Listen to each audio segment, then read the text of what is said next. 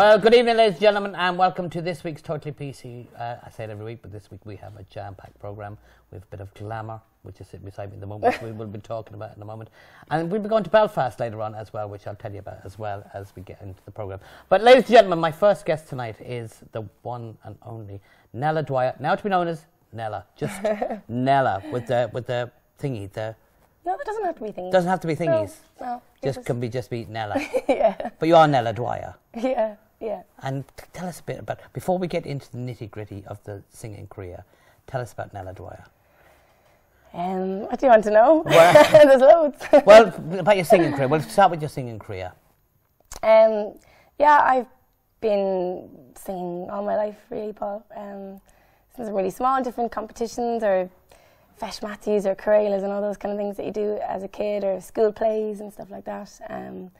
A few competitions and all that. And then when I was about 18, I started gigging with other original bands, and I studied... Original bands? You went to original bands? Yeah. Not covers? No. Well, I was singing covers all through my teenage years, you know, and then I started gigging with an original band, and it was great. So we were really busy, and I was studying at the time. I was studying business studies at the time, but I dropped out after about 2 months or something. Good woman. Nice one. We were getting really busy gigging, and then I was like, I'm not doing this business college. You seen the road that said rock and roll this way, and you said, that's the one I'm going to follow. Yeah. But when you were a teenager, right, what songs were you singing then? That's an interesting one actually, that I don't usually tell people, but I'll tell you. When I was really, really small, I loved Irish music. Like my mum had the Woman's Heart album, Eleanor McAvoy. That's not that long ago. It is, and that was when I was when you were that must be 20 years ago at least. Cool. I think they had the 20-year anniversary. I was talking to Eleanor McAvoy the other day. Last year, I think they had it, didn't they? Oh, you're right. That's right. Because I got it for my 10th birthday. Yeah, that was brilliant. Yeah, it was the 20th, wasn't it? Yeah, it must have been. Yeah. So I would have been. Yeah, whatever. So you got songs from the Woman's Heart. So I would have listened to that a lot. But were you a Spice Girly type thing? Oh yeah, absolutely. Oh my God, we were only talking about that last night. Yeah, I think Britney was my first album, or one of my first albums. I love the Spice Girls. My mum brought me to the Spice Girls in Dublin. We were only talking about that yesterday. And she spent loads of money on the tickets, and we were up the second row, and all the speakers, I couldn't handle it. The first song, I was like, I have to get out of here. And she was like, what? Really? Yeah, I just couldn't handle the noise or You were overwhelmed with it? Yeah. So that was the end of my love of Spice Girls. But was it the Spice Girls, or was it the event of everything, the noise? I don't know, Paul. I think it was because it was a huge venue.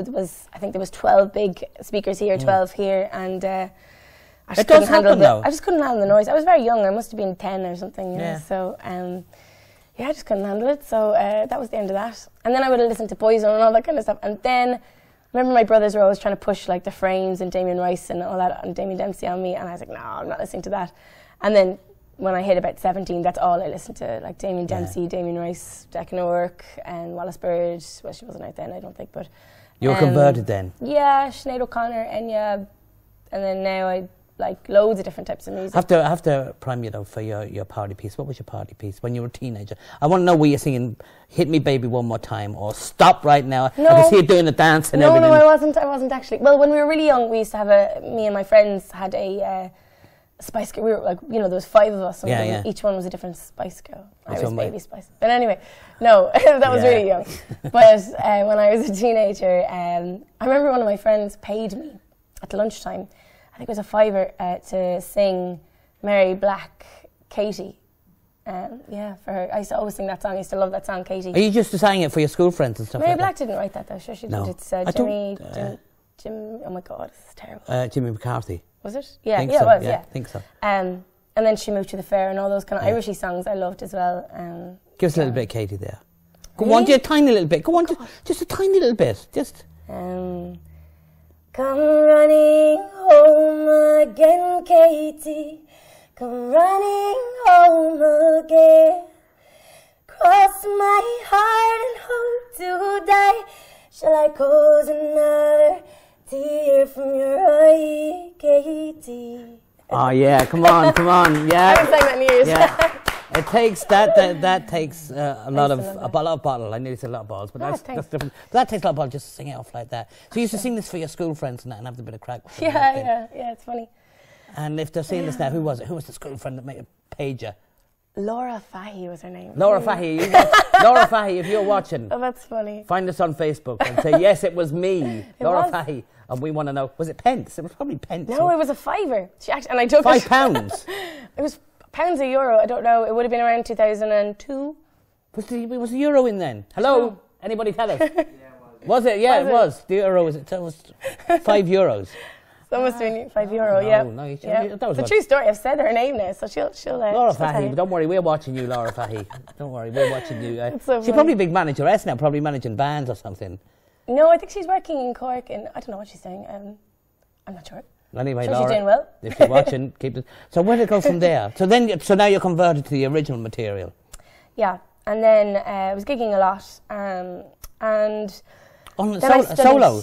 No, I was gigging in a band. Called? It was just me and another guy.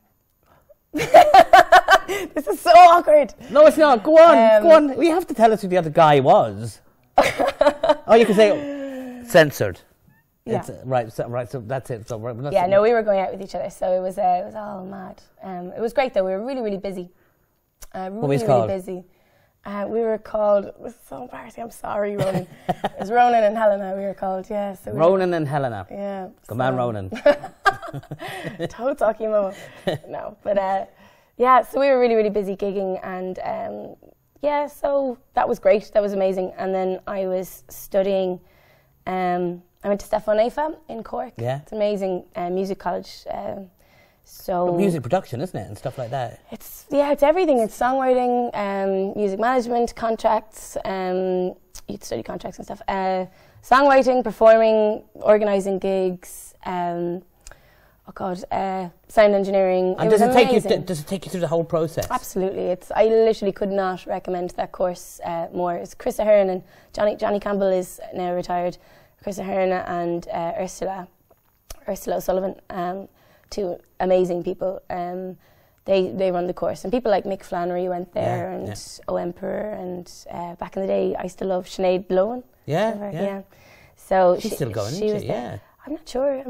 I think she's based in England. Cork, I think. Yeah, I think she's over back though. She's right in England. Oh, she? Yeah. Okay. I don't know. She gets played on BBC Radio 2 a lot. Wow. Yeah. Wow. Yeah, she does. Wow, she's amazing. I must listen to her stuff now when I go home. Actually, yeah, I love her stuff. So I went there, and I dropped out. And then they let me back in, because it's actually kind of a difficult course to get into, to audition and all that. So I went away and I learnt the guitar so that I could show them. Why did you drop out? Did you say, it's not for me, or was it too much? No, it wasn't that. I just, I can't remember, to be honest. I don't know. Were you disillusioned with it? Because a lot of people that come into the No, I was overwhelmed almost. I was like, oh my God, these people are so talented. I don't know. I was gigging and I was busy, and my daughter was very young and all those kind of things. And then... So as we say, life takes over, doesn't it? Yeah, but they let me back then the following year. I was like, please. And they were like, we don't like taking people back, and they drop out. So I learnt the guitar, wrote a song on the guitar. It was the first song I'd ever finished and written on my own. And I played it for them, and they were like, okay, we'll give you another chance. And then I finished the course. What was the song? It was called Conscience. Do you still do it? No, but I'm going to be working with my producer on that song. It's the first song I wrote. It's funny because I learned the guitar to be able to write that song, and now I would write on the piano, and I would play the piano, and it's funny because my first song was really, really fast, and then all the songs I wrote on the piano were really, really slow, and now it's kind of going back to the guitar, and they're all getting faster, so it's funny. Yeah, getting more rock and roll-y.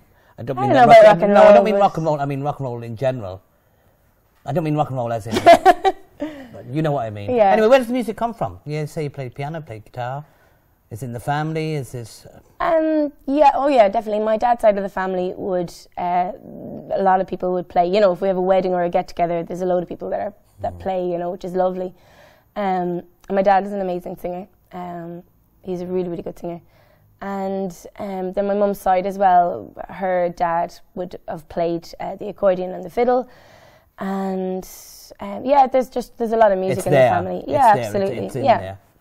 And what was the next step then? So you're in college, you're writing your own songs. Yeah. So we all had to organise gigs and all that stuff, and it was just an amazing. It was practical work. Like you'd have kind of a few classes during the day, and then you'd have band ensemble where you had to rehearse with your band, and then you had showcases and all that, and then you had You had a class where everyone had to critique. You'd say, okay, here we've got a song, and then the whole class would have to critique it, and that was really amazing. You know, was it critique / slagging, or was it critique? No, I mean, like most of the people would say, "Oh, I love that," but the lecturers would be like, "Lads, you can be friends outside the classroom. Right now, we want, you know, critical stuff that you say, oh, I noticed that, and I would have changed that modulation, or I would have, you know, you were a bit out of time, or the band wasn't that's tight." Fair? Yeah, I thought I gave out to. It was funny. I gave out to my lecturer, hey Chris, and I was like, you know, I'm not sure if it's fair because they slated me for my first song. I'd done a showcase of it, and I was like, you know, I don't think you should be like, you know, telling us that it's not good because you're going to disillusion us. And and it was just a few weeks after I'd written a second song, and he was like, yeah, but look at you now. Look at your songs now. I was like, okay.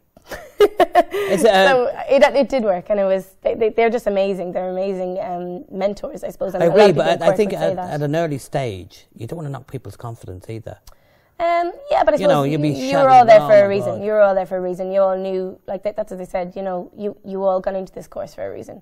Yeah. So know that already, and then let's just set high standards. And I think, you know, anybody in Cork that kind of came out of that course, or around Ireland that attended that course, really, you come out with kind of wanting a high standard of everything and everyone in your band and all that. And I think that's really fruitful then, you know, as you go on working with people, because you don't want to work with people that aren't, you know, dedicated or talented or care enough about the exact parts of the song, or as much as you do, kind of thing. It just, you want everybody to be on top of their game and enjoying it and good at what they do and enjoying all that kind of stuff. That's the key. Oh, absolutely, yeah, absolutely. But the course was amazing. It was amazing. I highly recommend it. So you've done the course now. And then I went to UCC and I studied a diploma course for a year by night, while I was working in a gym full time. So that was. You were busy. I'm always busy. I like to keep busy, Paul. Yeah, I live about 5 different roles in my life, I think, and I just try and fit them all into one. So yeah, I did that, and I did a few other kind of songwriting kind of courses, 6-week courses and stuff like that. Do you find them courses help? Yeah, definitely. Yeah, I did a great one in Ashton. It was Ashton College, school in Cork, and the lecturer was fantastic. He went on to be my guitar teacher before he emigrated then to America. And he was amazing. And who was it? Come on, name names. Name names. We need. I've been trying to remember his name for about a year, and it just blanked. Yeah, I just can't. I don't know why I can't remember his name. Isn't that terrible? He was amazing, and thank you. Oh my God. He's gonna come on. You keep putting me on the spot. He's gonna come on Facebook or something, and he's gonna email us or something like that. And he's gonna God, say, I was actually it was me. Yeah. Thanks. Whatever you were, thanks. It was brilliant. I know. He was great. He was amazing.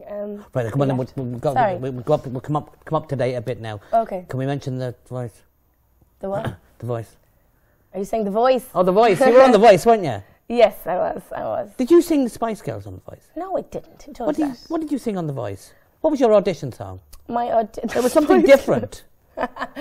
It was a One Direction song, but it was the Gabriel. You see, you were better off singing the bloody Spice Girls. No, One Direction. Listen, no, it was the Gabriel Aplin version of it. She's a beautiful kind of folksy singer-songwriter doing really well in England right now. Yeah. It was her version of a One Direction song. Because in The Voice, they give you lists of songs. It's not exactly you just choosing them. Do you know what I mean? So I listened to her version. I thought it was really cool. That was good. I have to. Thank you. I did see you on that. Yeah. I knew it was something different you did that time. Yeah, I like doing that though. I like trying to make songs different. So, what made you go? What made you go for The Voice? Somebody put you up to it, or did they say? I was working in Hot Press magazine for about 9 months before that. Hold on. Hot Press. What? Yeah. You're working in Hot Press? No, not now. I know, but it wasn't Hot Press in the bloody kitchen. It was Hot Press magazine. Your Hot Press is in your kitchen. Well, no, not really. Isn't that upstairs? Yeah. No, upstairs. No, you're in the country now, love. It's down. You're in Cavan now. It could be anywhere. In Cavan is Hot Press downstairs. It could be anywhere. Right. Wow. So you worked in the Hot Press. Now, hold on. We get back to The Voice now in a minute. Tell us about working in the Hot Press. Yeah, I was advertising executive there. Yeah, so that was amazing. Yeah. Executive? What? I told you, I do loads of different things. Jesus Christ. Yeah. So that was good crack. Yeah, it was great. It was really interesting. Were you on the road or on the phone or here, there and everywhere? No, I was mostly at my desk on a phone and then meeting people and different meetings and stuff like that. So Nella, right, you're working in the Hot Press. I was. You've got a singing career going on at the same time. Yes. You couldn't be in a better place. For contacts yeah. and stuff Oh no, like that. absolutely. Yeah, but I think the reason I left is I just got a bit frustrated with myself that I was gigging 3 nights a week and then going back and forth to Cork as well, and then working there full time. And I loved it, and I think I was good at it. I really, really enjoyed it and enjoyed working with the people there. But I kind of felt like, oh, I feel because I was gigging for years before that, and while I was there and everything, I felt just a bit wrong. I was like, I'm on the wrong side of the desk here. I kind of feel should be out there. I'd be like, yeah, meeting different friends or peers of mine in the kind of music scene when they're going in for interviews and all that kind of stuff, and I was like, this is weird, you know. So it was like a internal kind of, you know, awakening. Yeah. And it kind of made me realize. Because even though it was the hot press, no disrespect to the hot press or anything. No, it was it was still an office job. I've still got a great relationship with them. They're great people. You're still in an office job where you should have been on the road. That's what I felt like. So I suppose I was going to say something there, I can't remember. But I do remember. Yeah, it was kind of the best possible way of finding out that I'll never do a 9-to-5 job again. It just doesn't make me happy when I'm not writing or being creative or being able to be creative at any given time, and being kind of, you know, in living in a box. In a structure. In a structure, I suppose. I like to kind of do things every day. So you're in the hot press and you went, no, feck it, I'll go for The Voice. Or did somebody say to you, No, the auditions are there, why wouldn't you go for them? No, I left Hot Press. The following weekend I played Electric Picnic, which was amazing. And then... With who? Where? With myself. And my piano. I played in the Ox Jam stage, and that was amazing. And then I was singing over in the Salty Dog as well with a band called the Furious Haze, so that was really cool. So I think I finished up working on the Thursday, and on the Friday afternoon, so on the Thursday night I went to Cork, Friday morning came back to Dublin, and Friday afternoon my mother was driving me up to Stradbally with the piano in the back, and I was playing on stage in the around 5 o'clock. And I was supposed to stay in the artist campsite, and I was like, I hear Mum, I'm staying with you. I was all right. So it was great. And then the following week, if you really want to know what happened with The Voice. Go on, this is good. I was out for a few drinks, and I got home, and my mother had sent me a link, and I was like, oh, look, I'll just apply for it, because she was like, oh, you know, just pushing it out there if you were, interested. And she knew I hadn't too much interest in going for it before, but I just said, look, feck it, I'll fill the thing out. And it was really short to fill out and stuff like that. So I just filled it out, and then they rang me and said, yeah, come on for an audition. I was like, oh. Did you go, oh, shit? I don't know. Yeah. I kind of didn't know. I was like, is this the right thing to do or not? I didn't know. And I was like, do you know what? I could be dead tomorrow. And, you know, who am I just not take every opportunity that is presented to me? No, I agree with you. No, you're dead right. No. All joking aside, I think there's no point. Are we joking? There's no point in 5 years' time saying, "Oh, well, I should have done that." I mean, you've done it, and that's it. Yeah, exactly. I think sometimes in the music scene there can be a bit of snobbery. I'm not sure if that's the right word, but yeah, you get what I'm trying to say. Yeah. And I didn't know whether it was the right thing to do, but I was like, look, I'm just going to go for this, and it worked out funny for me. It worked out kind of funny. Did you watch it? Did you see it? Yeah, of course I did. Yeah. So I was I had the blind I thought you did the bloody Spice Girls, but it wasn't. It was One Direction. That's so funny. Yeah. And then, so Dolores turned around. Yes. And like Dolores O'Riordan, oh my God, I think you can even hear it when I sing. I listen to her. Actually, she would have been one of the cooler albums I've always listened to since I'm really, really small. And I was pretty, you can see in the video, I'm like, when she turns around and she's talking to me, I'm like, yeah. Because it was just so overwhelming with Dolores O'Riordan from the Cranberries. You know, endorsed my voice, so that was pretty special. And then we did the battles, and I got kicked out. And was it kind of how did you feel when you kicked out? Was it, well, that's over, next chapter? Was it a weight off your shoulders, or did you say, feck it, I wish I'd have got another bit further, or was it just one of those experiences? How do I answer this? Tell the truth. I'm not going to lie. It was interesting. The guy I was singing with, he was an interesting character, and he was rapping and stuff. Oh, I remember it. I remember the battle you did. Yeah. What was the song? Losing My Religion. Oh, great song. Yeah. Great song. Yeah, I was happy with that song. So, but he was... He was a guy with a hat. Yeah. He was kind of out there, and I think she liked that. She had said that. She said, you're weird, I like you. And they had a vibe going on, and yeah, she picked him, and yeah, so. But what happens after that? After the show, did she come over and say, "Oh, sorry, I'm sorry about that"? No. Is it just you're gone? That's it. Fake No Brain On was lovely. Actually, he came up and he was like, "Oh my God, you're great! And send me your music." And now, actually, last week he just played one of my tracks on his show on RTE, so he's been great. Yeah, it was a weird feeling, and I think everybody that got off The Voice had a bit of an anti-climax, I think. But what I did after The Voice was because it's TV land as well, so it's just a different box in your head. It's a different buzz. It's not negative, it's not positive, it's different. And then, so what I did was I rented a house. I got a kind of a cheap rate off the Visual Arts website. Plug. And no, I don't know anyone in there, but anyway, I saw it online and I applied for this house and I paid kind of a cheaper rate than a full house kind of thing. And then I rented the house for 3 months, locked myself away. A friend of mine, Robin James Hurt, he's another singer-songwriter, great guy, very talented, and he gave me a full PA system. And he put it in the house. Full PA system in the house? Yeah, so there was a really cool extension. So he just lent it to me basically for... Ever? For the 3 months. And I set up a PA system in the big extension in the beautiful house I had in Phibsborough. And I wrote and I got back to reality and got back to who I was and got back to, not that I wasn't who I was, but I suppose I wasn't, being creative, being happy. Brings us to where we are now. Well, there's more, but yeah. Go on. No, anyway, so I wrote a lot there. I wrote for 3 months. I wrote a lot of material, which felt great. And now they're all the songs I'm working on with my producer, and he's co-writing with me, which is great. What's your producer's name? His name is Greg Malacca. Greg Malacca. Good man, Greg. Yeah. But come on, who's your inspirations? Who's my inspirations? Like, who do you listen to when you're chillaxing? Yeah. Right now, Damien Dempsey would be my most played on my iTunes. I love Damien Dempsey. I love Declan O'Rourke, Damien Rice, all those still I love. And then I would like, a lot of mainstream stuff as well. I'd like a lot of reggae stuff, and then I'd like a lot of pop stuff like Sia, Ellie Goulding, Florence and the Machine. Sia's big at the minute now, isn't she? Yeah.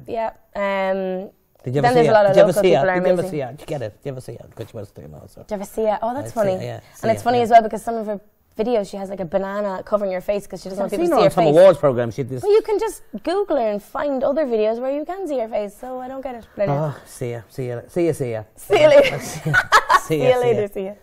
So then you listen to that and then you go and go, oh yeah, I don't know. I think what I think is that you actually pick up all the sounds you're always listening to. I think you pick up well, for me, when I write whatever I write. I don't think, I'm gonna do, it's not inspiration from this particular artist, this particular song. But I think afterwards you can kind of go, I can see, the stuff has obviously been seeping through.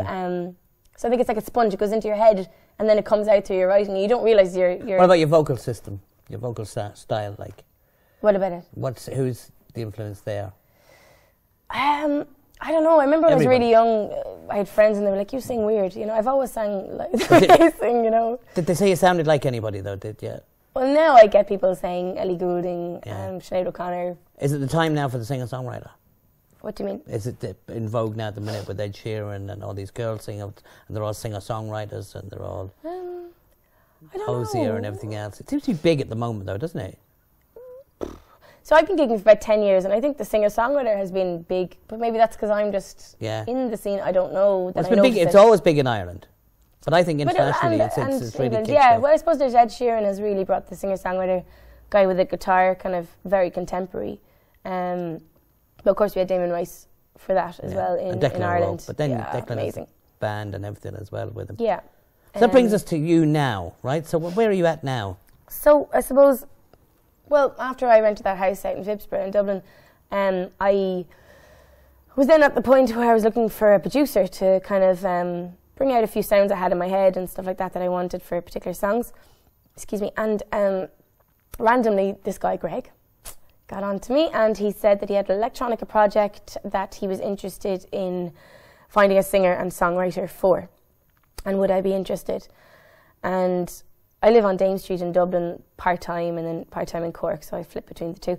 So his studio was just around the corner, so I was like, okay, I'll meet you for coffee and, you know, let's have a chat. Check it see out, what happens, yeah.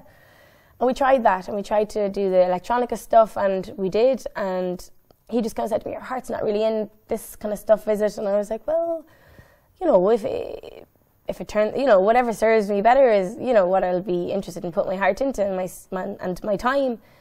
And he said, how about we work on your stuff, and I'll help you develop your sound, and we can record here, and we can write together. And I said, let's try it, because you don't know, it could be, you might not get on as people, you might not have, you know, you might not agree on things, it might not work.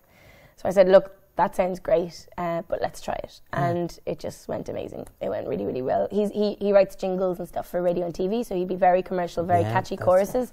And I would be quite, you know, singer-songwritery, really into my lyrics and making sure that they mean something and all that kind of thing. So we kind of push and pull each other.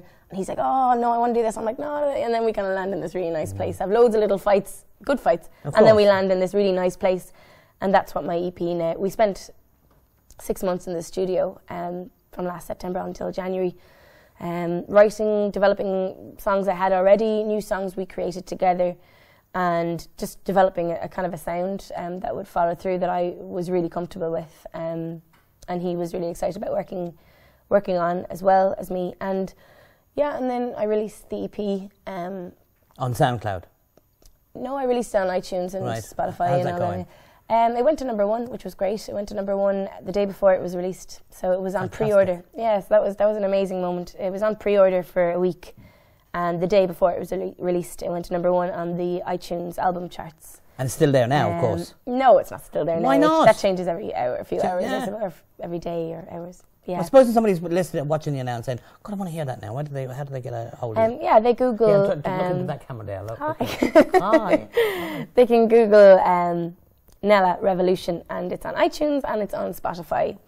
And yeah, we'll have a video for Revolution in a few days as well. So. Video and all? Yeah, well, it's kind of a live, kind of behind the scenes, kind of candid kind of version of Revolution. A guy called Ray Doyle is doing it. You know, he's working on it at the moment, and we shot it last week. He's amazing, so I'm really excited about seeing that, and we'll be doing more videos and stuff like that. So it's really busy at the moment. There's a lot of promo stuff. I've been on a lot of the radio stations. And you're gigging and gigging and gigging. Yeah, gigging as much as possible. Which brings us to Ryan Murtaugh. What's the story? Oh, yeah, Ryan, you have Ryan with us today. Now this is a really funny story. This is a great story. Right into the camera there. That's my one there. You're kind of awkward, isn't it? Yeah, no, music. Yeah, no, so Ryan, I'm just going to talk to you. All right, go on. Yeah, you can see us. Yeah, so I basically was playing the Canalaphonic Festival. Yeah. That guys in Abner Brown's Hazel, better say hello, which was amazing. Hey, Hazel. Hazel, hi. Hazel, hi. Which camera am I looking at? Am I looking at this one? Yeah, that's your one there. That's one. This is mine. There, oh, okay. Okay, cool. Yeah, so that was. So I had that festival. I was playing in the afternoon in MVP for Kyo Collective, and then I was playing in Toast in Rathmines in the evening, for Kieran Campbell Black's stage. So basically, very long story short, I lost the guitarist that week. He had a family thing that was important, and he couldn't play the gigs, which was fair enough. So I had no guitarist. Right. So I had practiced with a few people, and that didn't work. And not that it didn't work, it's just there was a lot to learn. Yeah. There was a lot to learn. And they had to learn the whole EP and a few covers, and there was really, really a lot to learn. So I kind of didn't, because it was only the day before, really, that I kind of found out that I didn't have a guitarist. And so a friend of mine, Dara Doyle, he was amazing. He put up a status on Facebook for me, and he'd have a lot of great contacts. And I think he got 75 replies.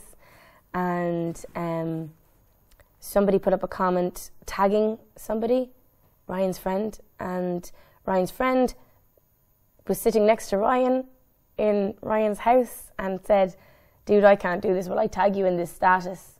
And Ryan's like, yeah, I'm free. Cool. That'd be great. And then my friend Dara set up he put a group email between the three of us, and he said, between actually loaded guitarists that had replied. And I thought this was a great story, but the more I tell it, it's a bit boring. I don't know. Oh, it's anyway, good because he's here. It's good. Yeah, right. And And then Ryan had said he was really eager and he said he was really interested, and he seemed really eager, and he recorded something straight, because I was like, do you have any examples of you playing? And he sent me he recorded something, I suppose, and said, yeah, I've just recorded this now for you, you know. Yeah. I listened to it, I was like, Jesus, that's great. And I had been practicing with a guitarist that it didn't work with. There was just a lot to learn, as I said. And the chemistry was wrong. No, nothing to do with chemistry. It's just there was a lot of chords, a lot of stuff in the songs to learn. And he was shite then? No, I didn't say that.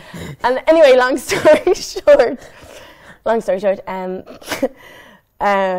I got on to Ryan at 7:15 in the evening saying, hey, I have no guitarist. The 2 gigs are tomorrow.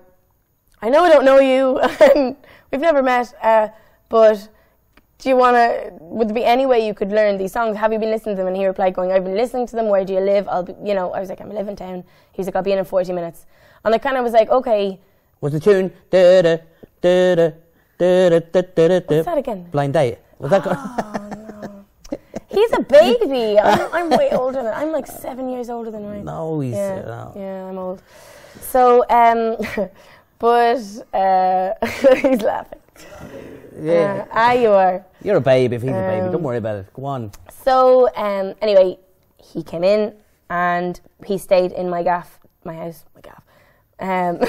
till the last Lewis, back to Tala, at 12:30. So he was at my house, I think, about 8. And he just went over everything. We went over and over, and he just got it, and it was brilliant. Great. And I was like, oh my God, this is back on, because I didn't want to cancel the gigs, but I thought I was going to have to.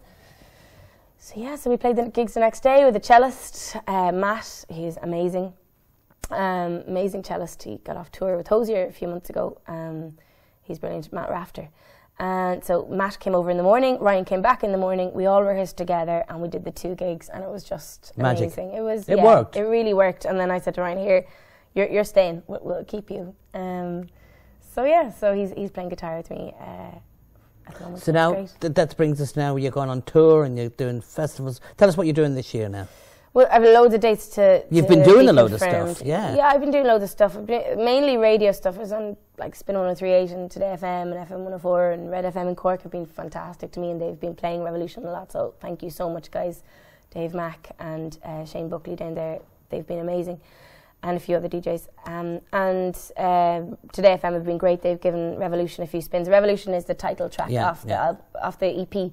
So there's 4 tracks on the EP. It's a 4-track EP. It's called Revolution, and then one of the songs is called Revolution, and that's what people are playing and stuff on the radios, which has been amazing. And I've had lots of amazing interviews like this one. Thank you for having me. And there's loads of bits coming up. I think when you're in music, you get a call going, can you do this tomorrow? Yeah. Can you do this next day? So right now, I know my next few days' plan, but it always changes. Yeah, and I'm also back in studio with Greg, writing and recording and just keeping her lit and just and there's a lot of things happening I can't talk about, but I'm really excited about and the trouble with this business is there's so much happening that you're not allowed to say in case it doesn't happen.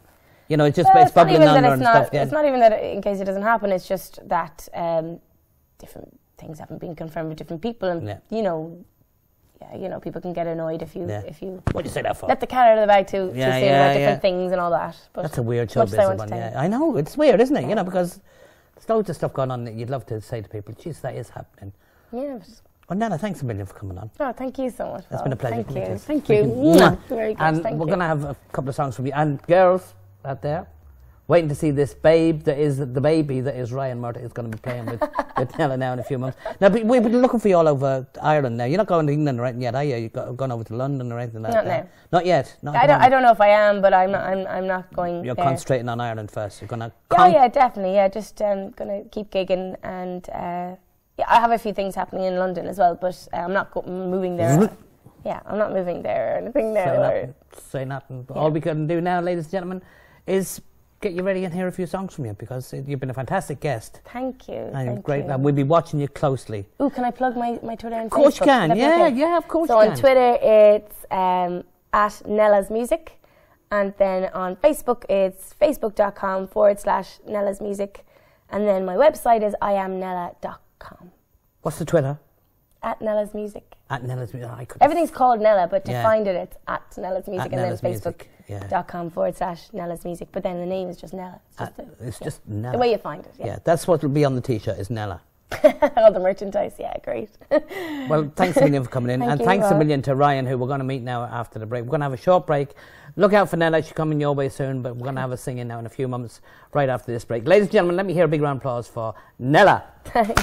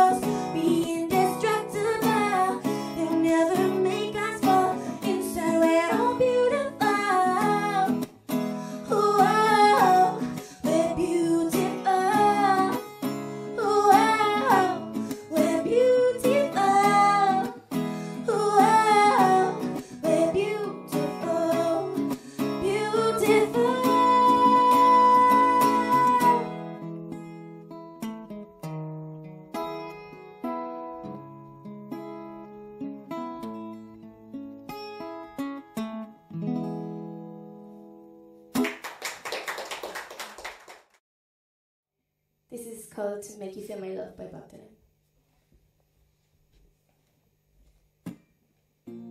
When the rain is blowing in face, and the whole world is on your case.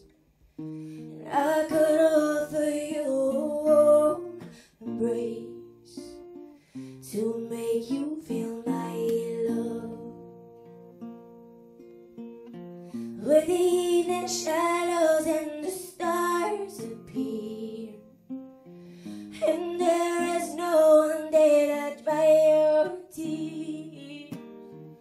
And I could hold you for a million years to make you feel my love. I know you haven't made your mind up yet, but I would never do you wrong.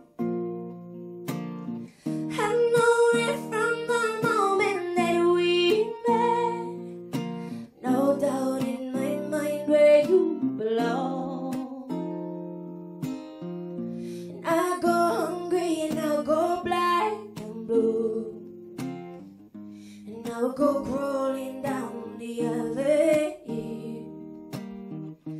No, there's nothing that I wouldn't do to make you feel my love.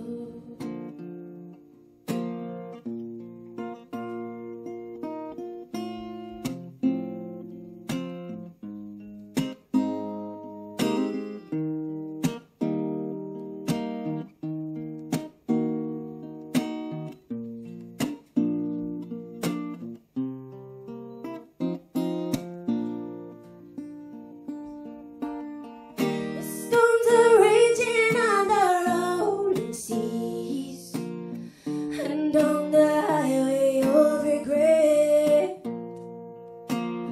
The winds that change are blowing wild and free. You ain't seen nothing like me yet. And I could make you happy, make your dreams come true. No, there's nothing that I wouldn't do. Go to the end of the earth for you to make you feel my love. To make you feel my love.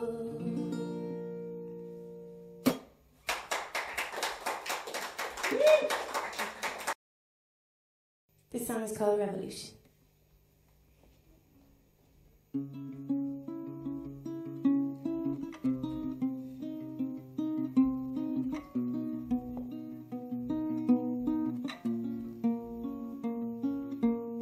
Photographs of trouble past, it reminds us of the grind. When people strive to stay alive, revolutionizing lives. Do we see what's going on, or are we blind, singing our songs of love, but what about our pride? There's gonna be a revolution, gonna be a revolution, gonna be a revolution, 'cause the world is falling over, 'cause the world is falling over, yeah.